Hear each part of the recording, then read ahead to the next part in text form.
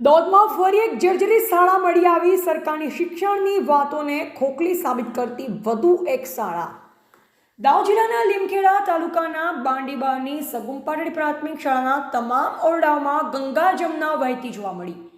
આ શાળાના તમામ ઓરડાઓમાં પાણી ટપકે છે અને દિવાલો તેમજ કોલમ બીમ પણ તૂટેલ હાલતમાં। 2006થી શાળાના આચાર્ય દ્વારા આ બાબતની જાણ શિક્ષણ અધિકારીને કરવા છતાં આજ દિન સુધી કોઈ સુરક્ષાના પગલાં ન લેતા એસએમસી સભ્યો દ્વારા બાળકોને ચાલુ શાળાએ ઘરે મોકલવા પડ્યા।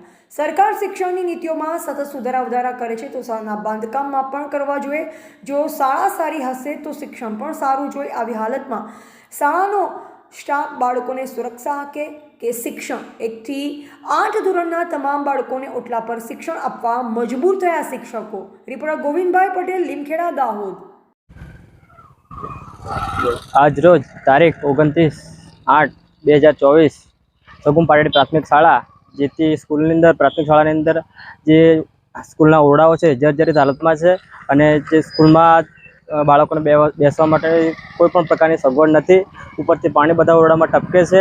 તો આજે અમે જે વાલી અને એસએમસી બોર્ડના અધ્યક્ષ શ્રી સુરેશભાઈ દ્વારા એક ડિસિઝન લેવામાં આવ્યું છે કે જે તે સ્કૂલની અંદર વ્યવસ્થા ના થાય બેસવા માટેની ત્યાર સુધી બાળકોને અમે સ્કૂલની અંદર મોકલવામાં આવશે નહીં અને જે તે કદાચ હાનિ થાય તો એનો જવાબદાર કોણ।